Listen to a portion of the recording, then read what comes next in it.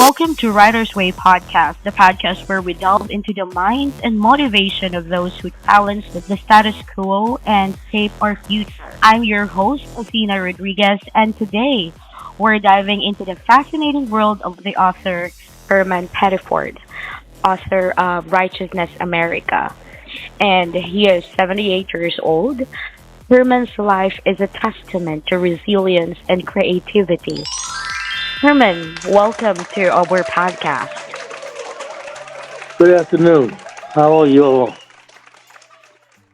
Well, we're doing great. And how about you? Are you feeling good today? Yes, I feel good today, and luckily most of the days I feel good. Thank to God. Thank my God. Yeah, thank God. So let's talk about your book. What inspired you to write?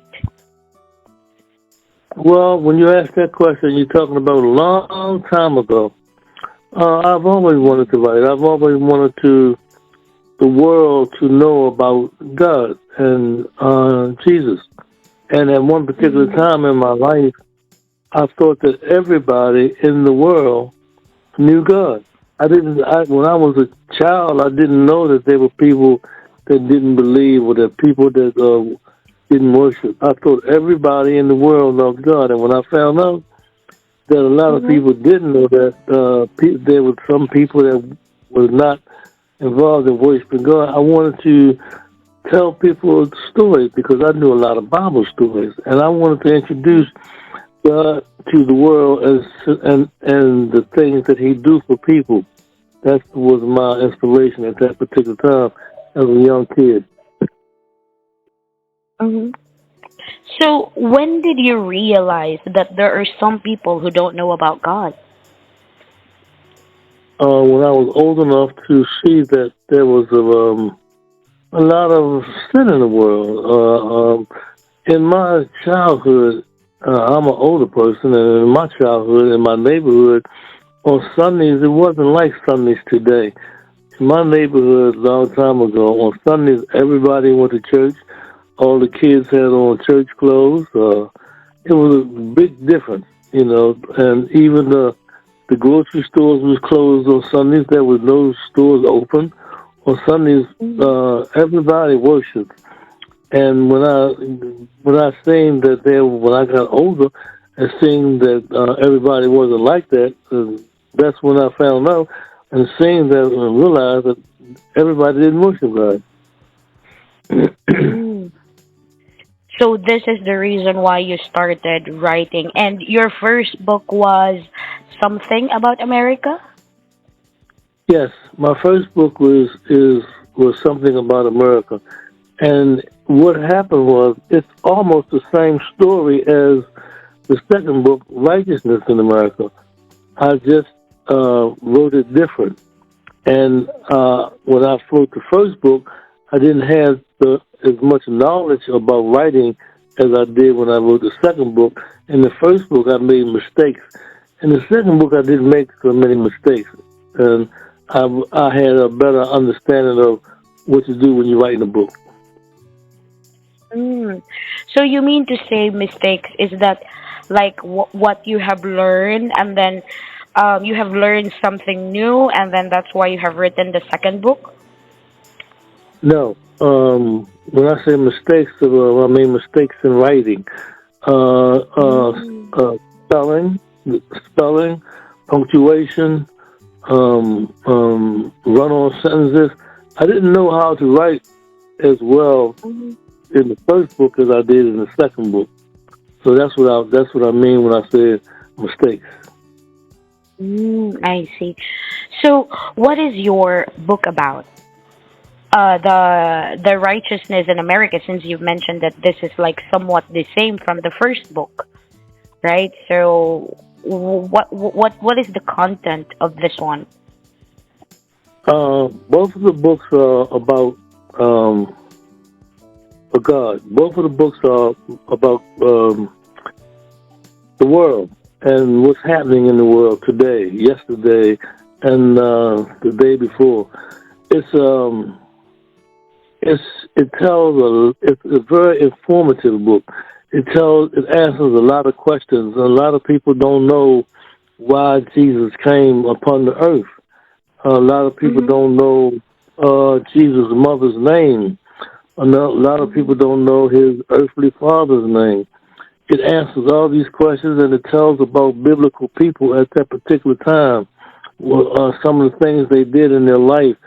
Were they carpenters, or were they plumbers? Or you'd be surprised that they had a lot of people doing the same type of work. They just didn't have the type of tools that we have. But my opinion is the book is very informative. It tells you about the differences in religion. It tells you about the different religions and why they're different. What makes the religions different? What makes Islam different from the religion that we have? Catholic. Why Catholic religion, Muslim religion, Christian religion? It gives you a reason that they all worship one God. All the religions worship one God, and all the religions they have since they had wars. They had wars, and it tells you why they had wars. It tells you why the differences in the religions. It tells you how long they've been around, and a lot of people don't know that before Jesus Christ came to the earth, there was no Christianity. Christianity didn't start until Jesus came into the world. That's when Christianity started. He started Christianity, but a lot of people don't know that. And before he came here, people worshipped rocks, and they worshipped the water. They worshipped idol gods, and they worshipped all types of things. But when he came, he gave you reason why to worship the Creator, his Father. And a lot of people think that God and Jesus are all just one person, but they're not. Jesus tells you all through the Bible that his Father sent him here. He tells you that how his Father tells him that to sit down and he will put his enemies, sit down by his right side, and he will make his enemies be at his footstool. It tells you the difference between the Creator God and his Son, Jesus Christ. It says so you can know that there's a difference. And that a lot of people feel as though that Jesus wasn't here in the beginning of the world. But God tells you in his word that Jesus was here and when he made the world. And if he wasn't here, the world that we are in now would not be. He tells you that. It's very informative with learning about religious events, religious characters, religious things. It also tells you what's happening in your world, why you how the devil has influenced so many people, and how he's gotten how he's advanced so much since the beginning of time. It tells you from how he was once the leader of angels, and how he was kicked out of heaven for wanting to be God, because he was jealous of God. It tells you what he was made of, how the beautiful stones that he was made of, that God created him in. It tells you so many things, and it answers so many questions that people have religiously. It answers so many questions that people have. Why they have? I forgot. I can't think. I can't think of it. Murray. What is it called? Doggone it, I can't think of it. What do people call Mary? Being that she had to be clean, her body had to be clean to bring her son Jesus into the world. What is that called? Do you know? What is it? I can't think. That's why. That's why. But it's called the. It is. This is ridiculous. I can't think of it for nothing. The Immaculation. That's what it's Okay. called. Some people think that the Immaculation is that. Um, Like uh, when he was conceived by Mary, the yes, but they Immaculate don't think that. Conception.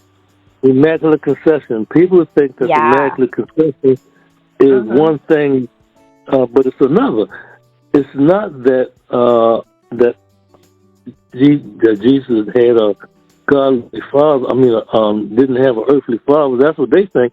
It is Immaculate Conception is that um, Mary's body had to be clean. No sin could be in her body, so that she could bring her son, her religious son, God's son, into the world. That's the two distinctions of what it is. Now, along with many other things, along with some how long has God's relationship been with Satan? You know, they were together before there was the world, before there was the earth, Mhm. and Satan was a great thing at one particular time, a great thing that the angels believed in, that they trusted, that he helped them, that he guided them. That was his job. A lot of people don't know all those things, but those are some of the things that's explained to you in the book Righteousness in America.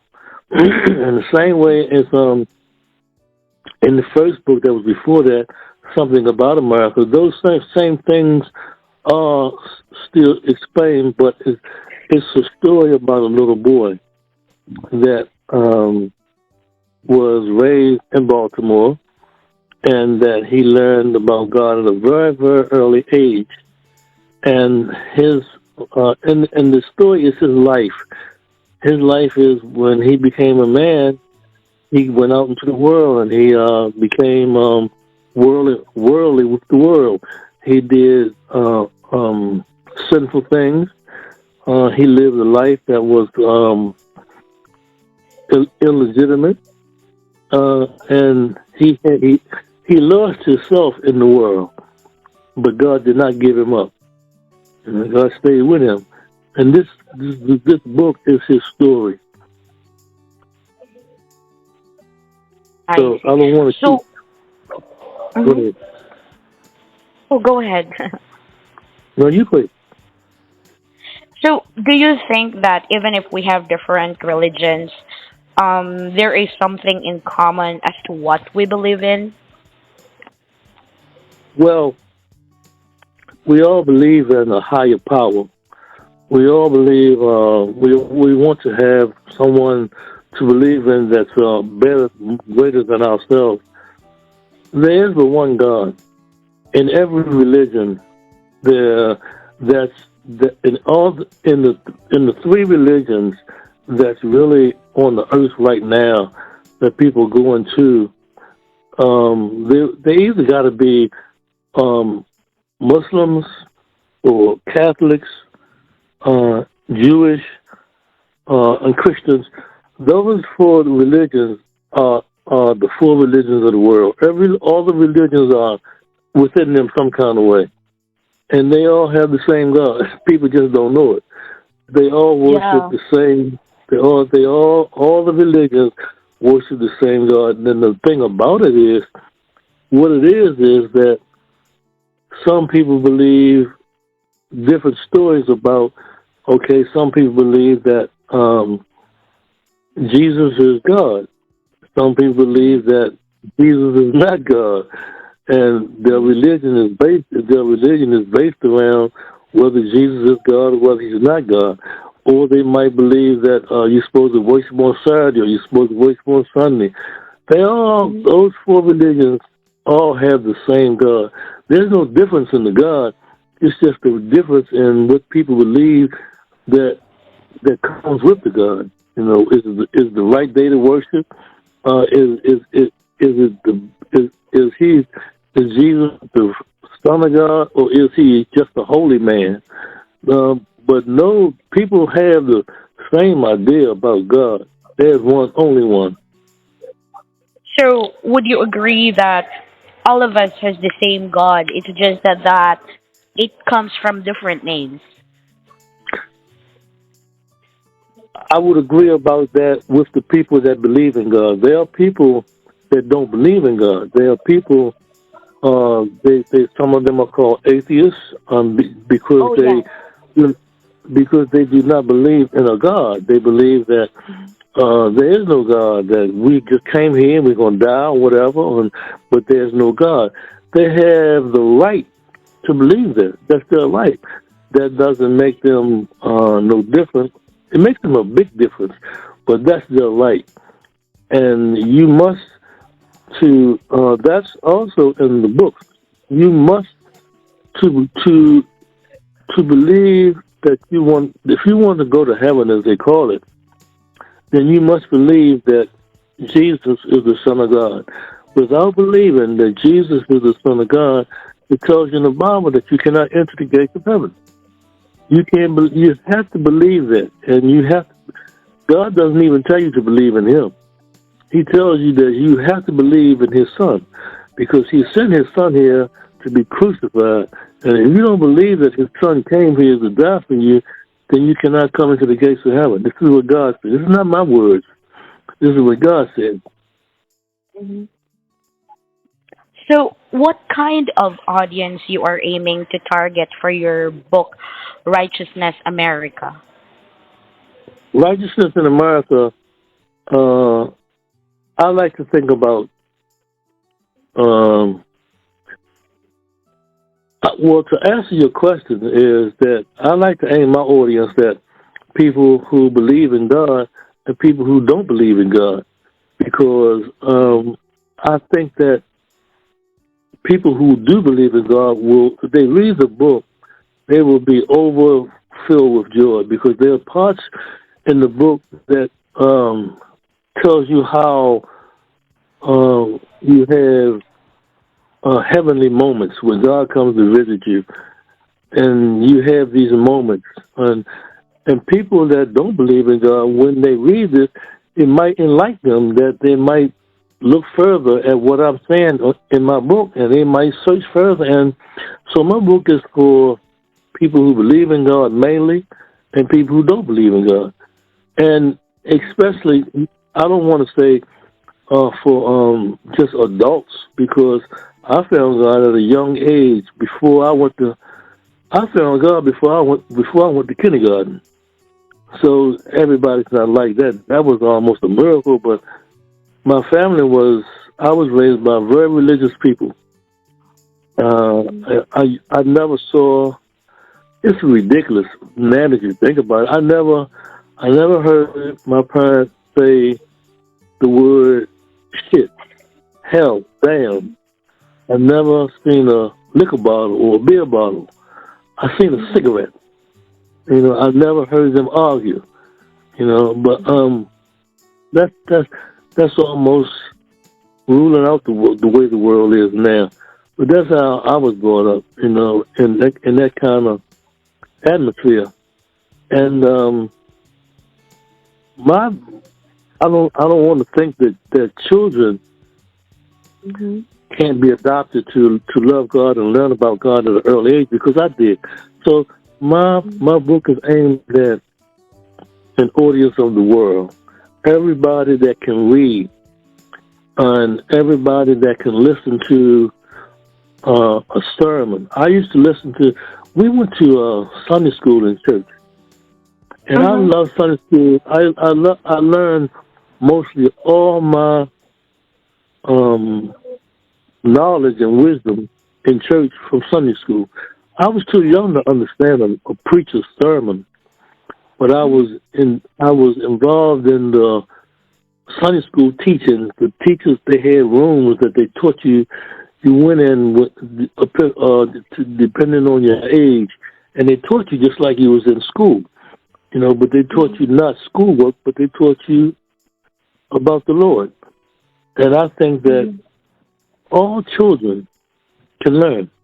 So Hmm. going back to what you asked me, who my audience would be, my audience would be anybody and everybody from I'd say 5 years old, from 5 years old to five to whatever, and to people that believe in God and people that don't believe in God, because some of the stories that I can tell people, it will give them the initiative to want to look further into what I'm saying, because I know biblical stories and I know worldly things that happen that when I tell about them, people will be interested to learn more.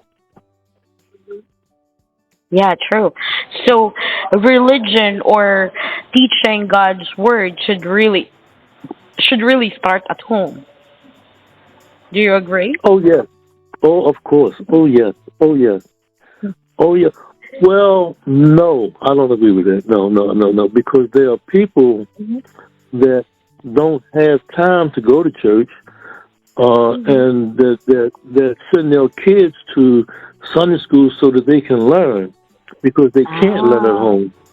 Because there are people that don't know the word, but they know that their child can go to Sunday school and learn the word. That's a difference.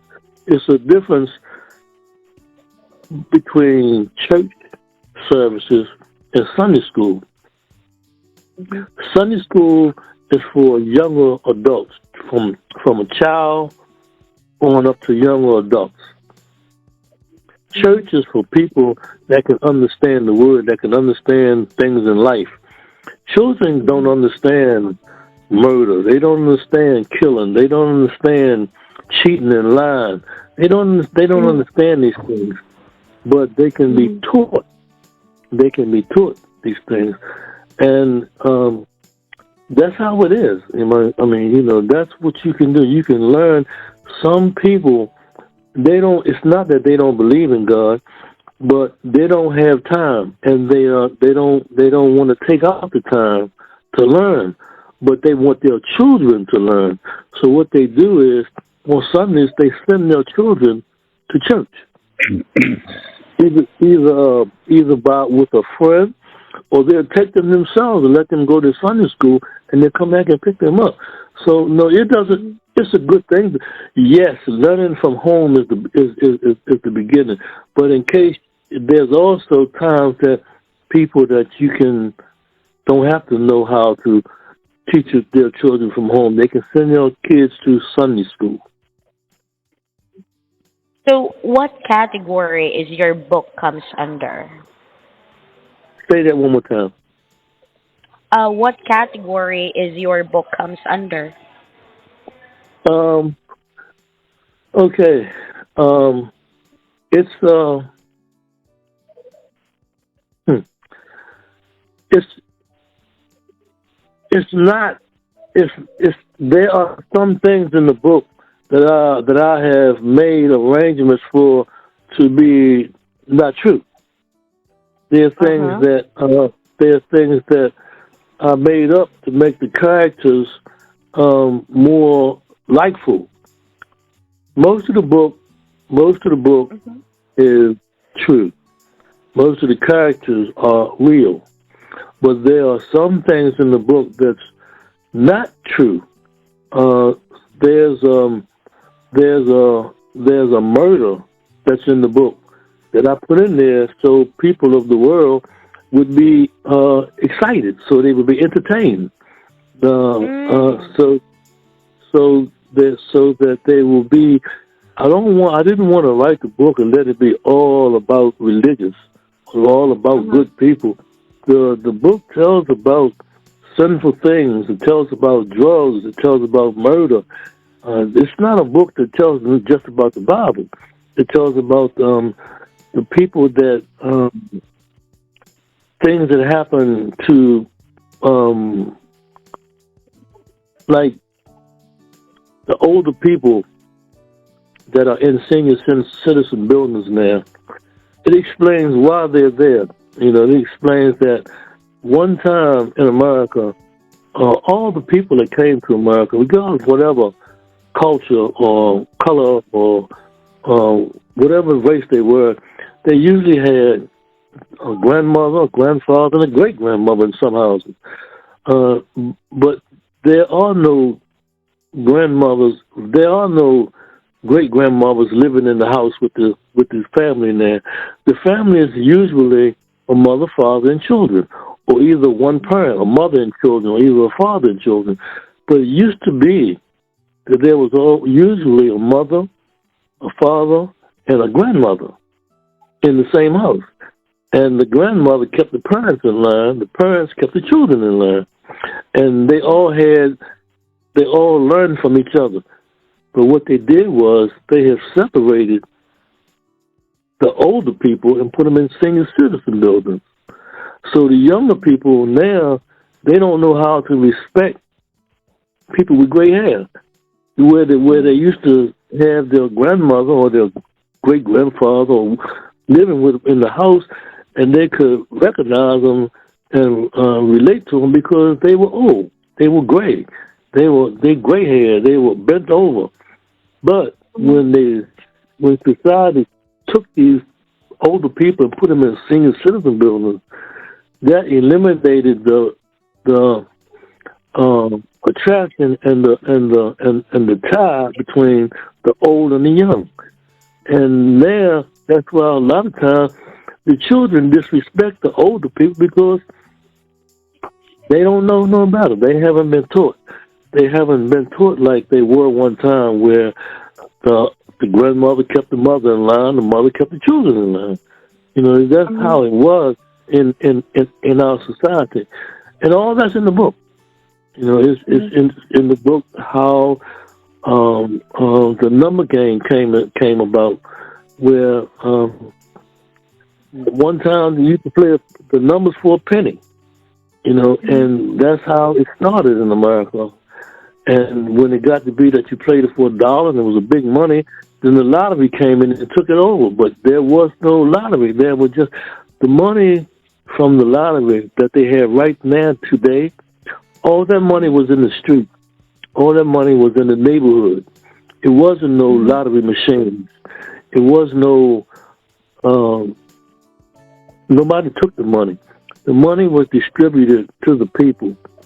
They had number backers that ran the numbers, but they made sure that the people had money to go to school. The money was in the neighborhood. You could go ask for help. You can't go ask the lottery machine to give you no help. You know what I'm saying? You know, but all those things were a part of what was in life, in our streets. The way there was no drugs, there was no such thing as people in school take a lot of people that didn't have religion. Everybody went to school. The first thing they did was say the Lord's Prayer. That was the first thing that you did when you came into school. When I went to school, you said everybody stood up in the auditorium. All the classes came together and said the Lord's Prayer. But what they did was they took it out to school, so the people don't say the Lord's Prayer no more. And some people that didn't have no other way of learning it, they don't know the Lord's Prayer. They never heard of the Lord's Prayer. So, you know, the book is about what's happening in the world also. It's not just about religion. It's not just about God's Word. It's about what's happening to us as a people that's living together. All of us as different cultures, different races, our problems, our fears. That's what the book is about.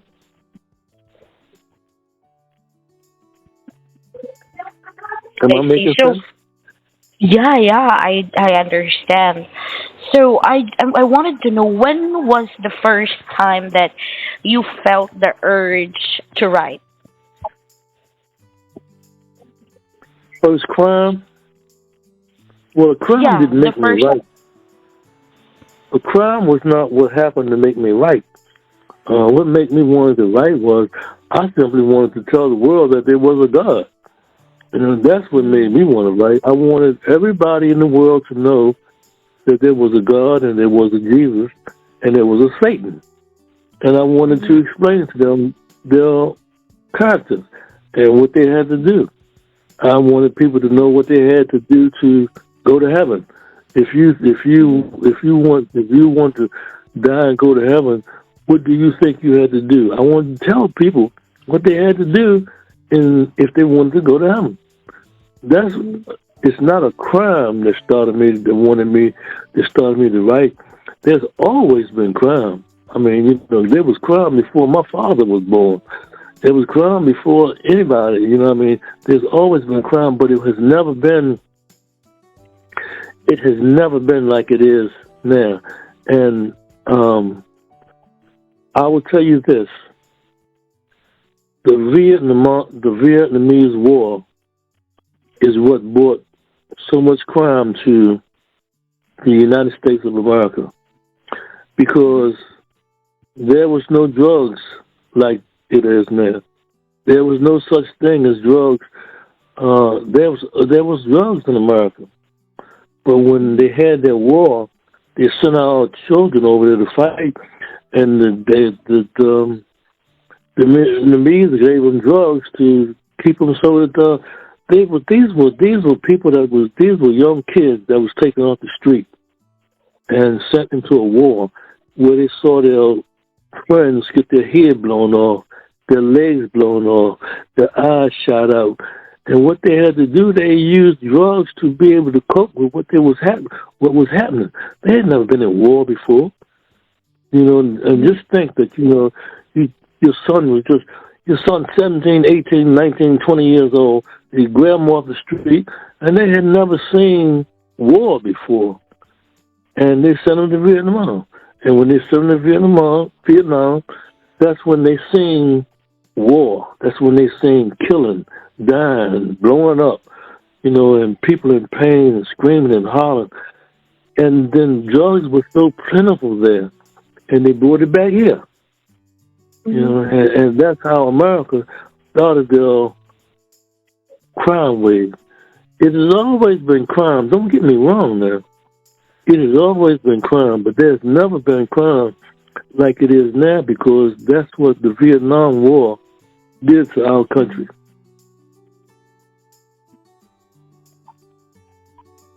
Do you understand that? Yes, of course, I do. So, what are some of the goals you wish to achieve from writing your book, aside that you wanted to share to people? So, are there anything else that you would like to achieve from writing? Well, like everybody else, I'm not crazy. I'd like to make money, but I would like to, more than anything, I would like my books to go to other countries. I would like to tell the world stories that they don't know. I like writing about people in the Bible.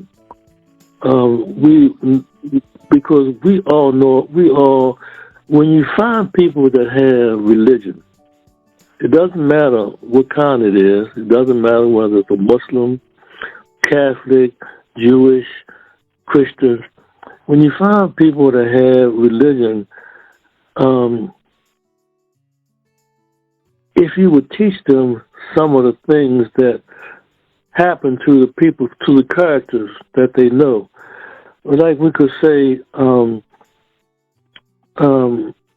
Jesus came to the earth, and his mother, her cousin, also had John the Baptist, and they were cousins, John the Baptist and Jesus. And a lot of people don't know these things. It's not a big thing, but the same way as the guy Judas, the guy who turned Jesus in, he was married with Jesus before this happened. He was married with Jesus because when John the Baptist was killed, Judas used to be a follower of John the Baptist. And when John the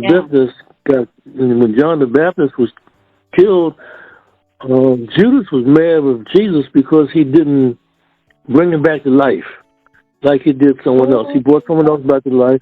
Judas was angry with Jesus because he didn't bring John the Baptist back to life, and because he let John the Baptist be killed. And because he let John the Baptist be killed. Now, John the Baptist, his job was to prepare the way for Jesus to come. That's what John the Baptist's job was. That's why he was Yeah. born. That's why the angel came to his parents and told them that he would be born. That they would, and his parents were old, and they did not believe that they was going to have a baby. And because the father didn't believe it, then the angel blinded him. He didn't blind him. He made him, they called it dumb. He couldn't talk until the child was born because of him not believing what the angel told him, that he was going to have, that him and his wife was going to have a son named John the Baptist. So, I mean, certain things like different things. Judas was, he was always a bad guy. He wasn't a good guy. And they don't know why Jesus picked him. And Jesus, he used to be the money carrier. You know, not that they had a lot of money, but any money that they had, Judas was the one who carried the money around in a little bag.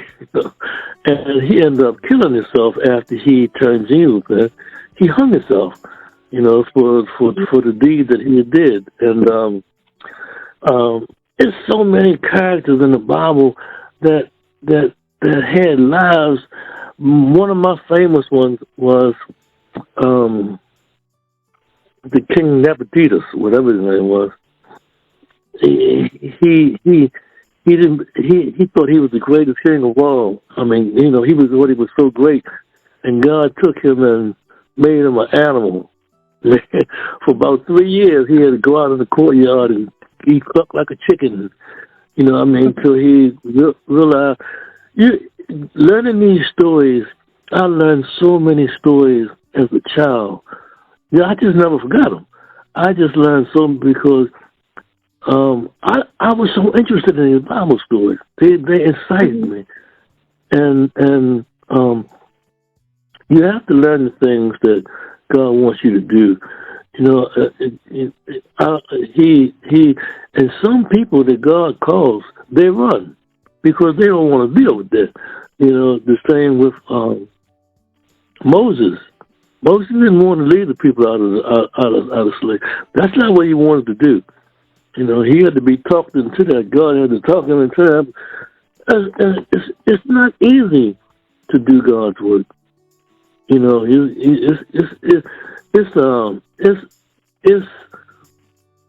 it's advertising and it's historic when you're reading it and when you're thinking about it. But when you call to do that, these are hard jobs. You know, I mean, you know, God. When God tells you to go do something, you don't have, and even our characters of today, Martin Luther King. You know, he had to be born for that job that he took on. You know, that just didn't become him. That had to be. That's just a biblical story in our lifetime. You know, that's all that was, because the things that he did were, oh man, they were so great. And you look at that he did those things. What did it get him? What did it get us as a people?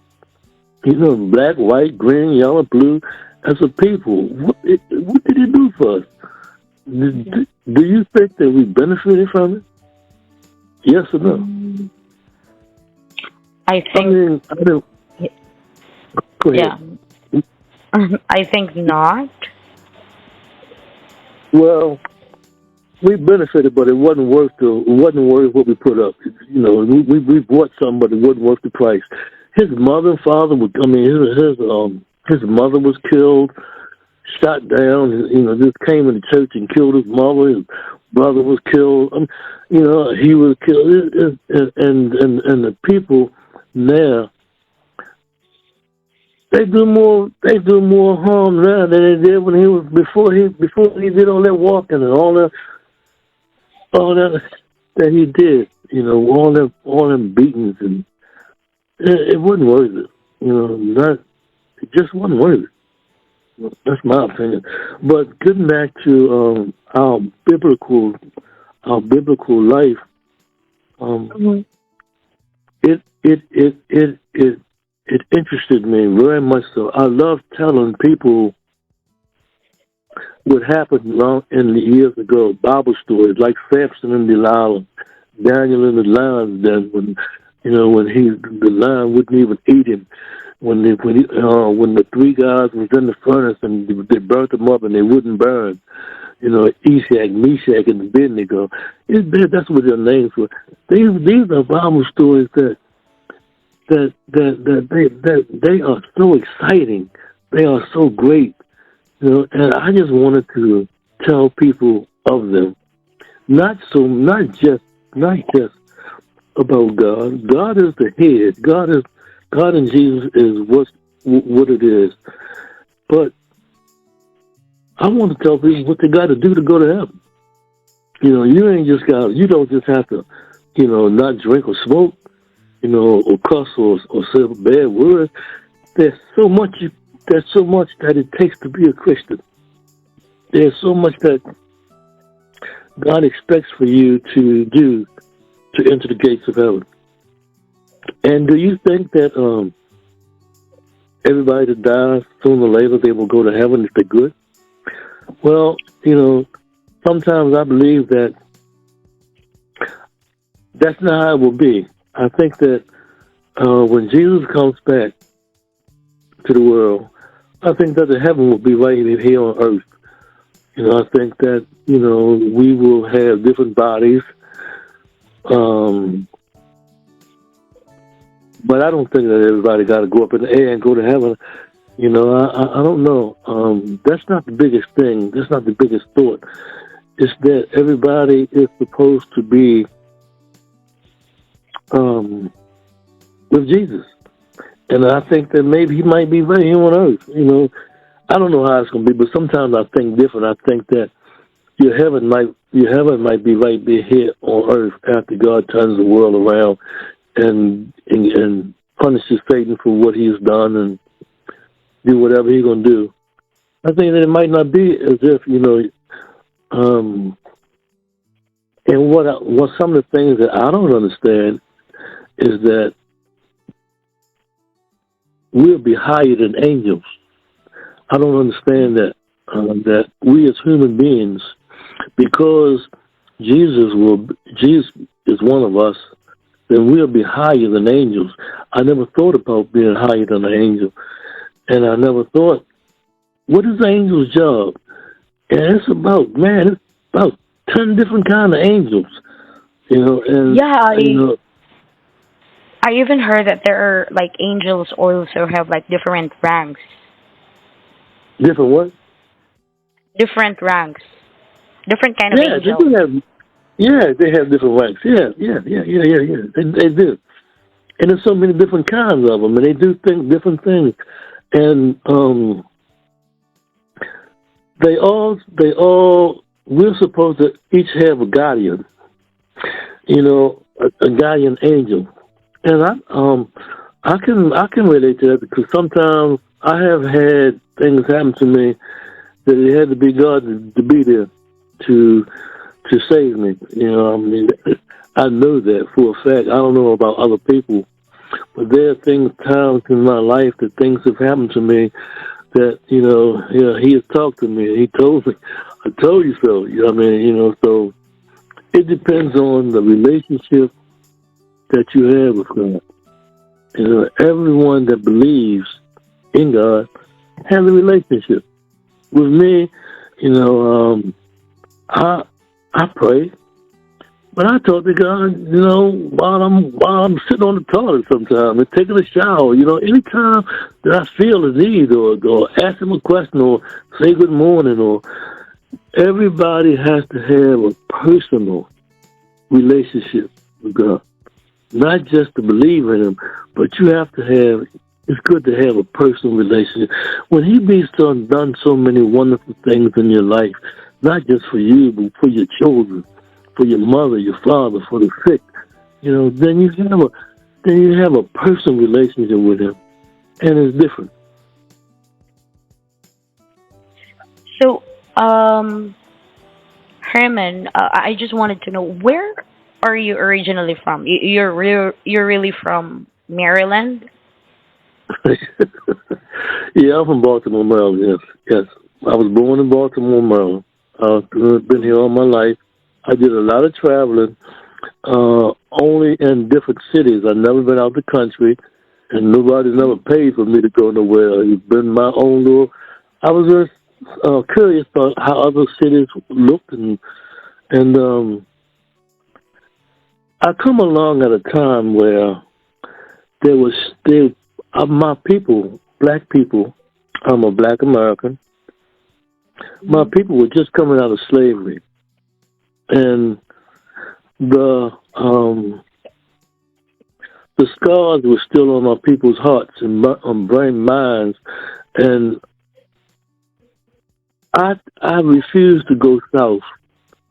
From when I used to go to the country with my grandmother, my grandfather, and my mother when I was 5, and I used to heard to the white policemen, the people in the South. They talked so bad to my people, and I was afraid of them. You know, I've seen people where their houses where they come in your house and hang you at nighttime in front of your family, and I was afraid of the South. And when I moved, when my people moved to Maryland, I swore I would never go back south as long as I live. But times changed because of Martin Luther King and the people that fought that battle. And it wasn't just black people, white people, Chinese people. People fought for with Martin Luther King. And something else that's in that book, it lets you know that white people not that bad. You got to realize that white people fought their own brothers and sisters just to free black people. People don't really realize that, but that's a fact. That's what the Civil War was about, and that's in the book. The Civil War was about slavery. Was about keeping the slaves or letting them be free. That's what the Civil War was about. And the white people fought each other over that issue. But you very rarely hear that. You very rarely hear that spoken about. So what? So, what can people benefit from or learn from reading your books?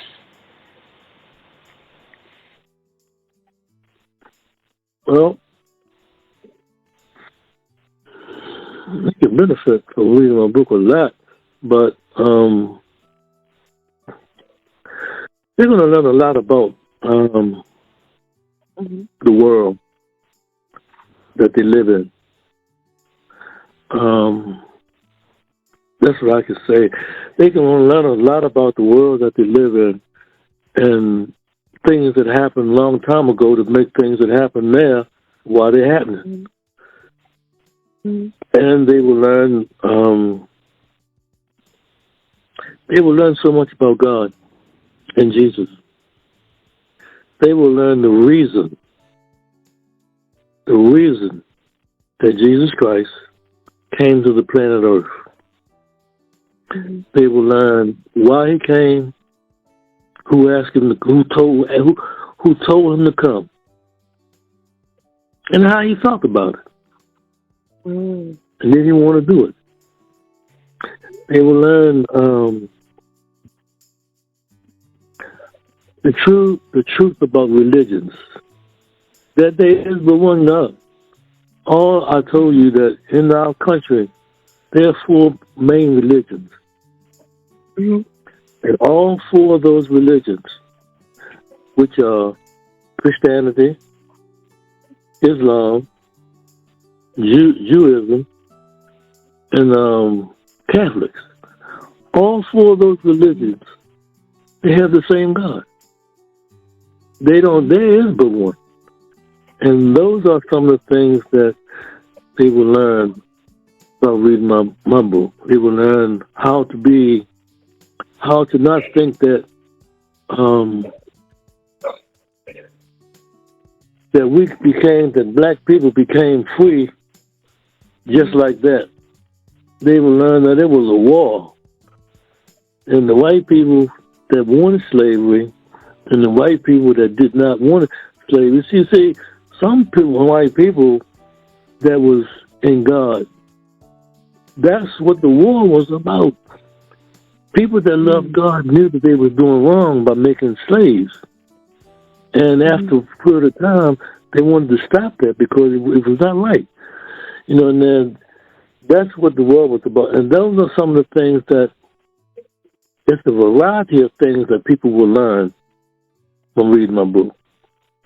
They will learn about their children. Why their children of today don't pay them no mind. The ones that talk back to them, the ones that don't want to go to store for them, the ones that don't want to do the right thing. They will learn about their own kids because it's our fault. The book tells you a variety of informative information. And it's up to you to read it and learn it. But when you read it, I promise you, you will learn a lot of things. Good. So,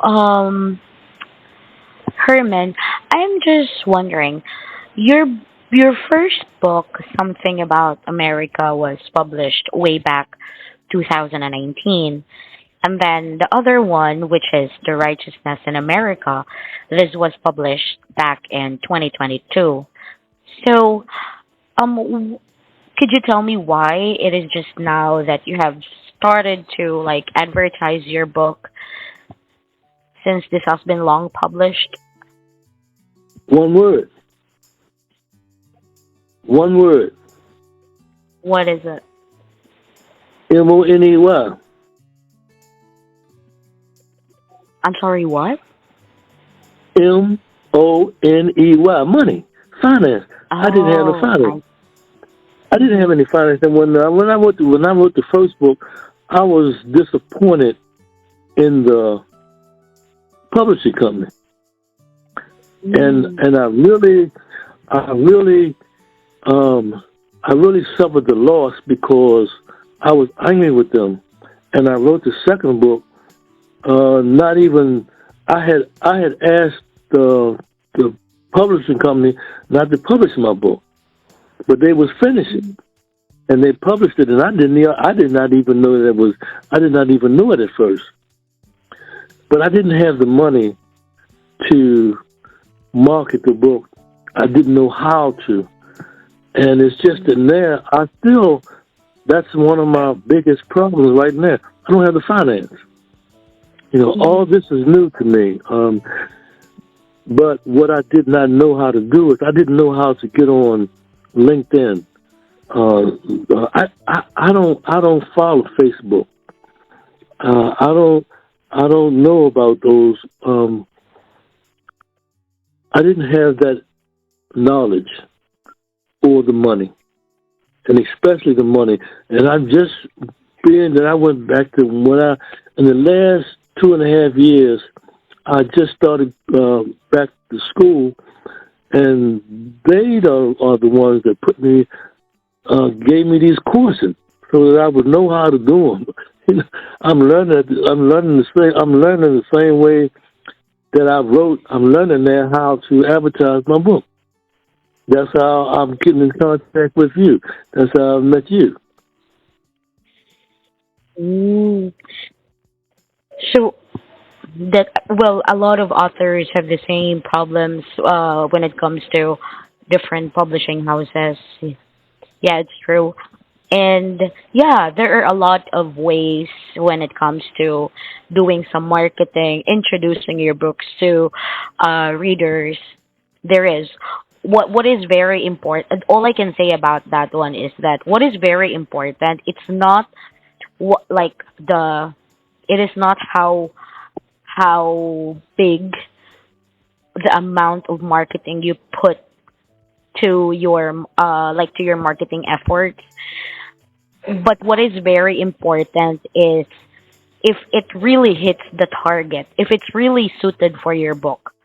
So that should be the first thing that is to be considered.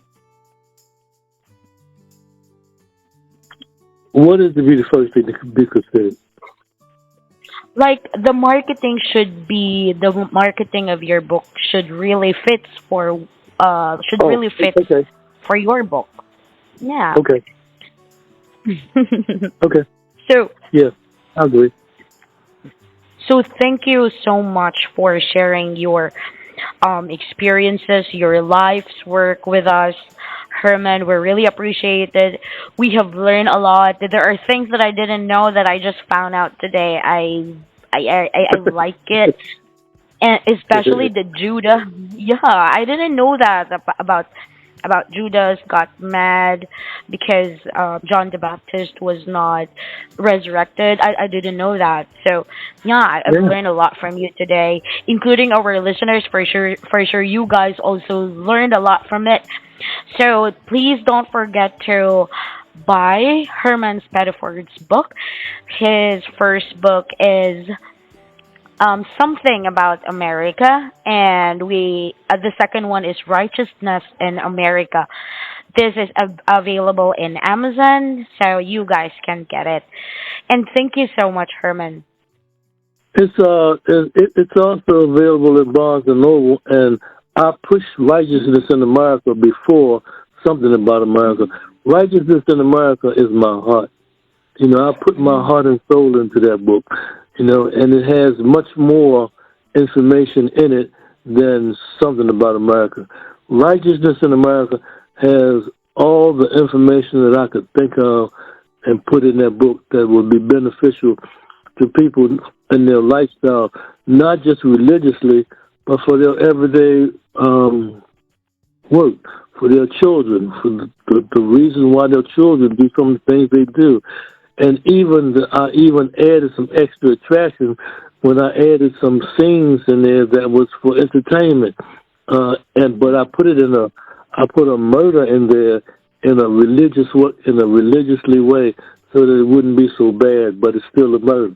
It's a part of what's happening in the world today. So I hope if you read this book, I'm positive that you will like it, and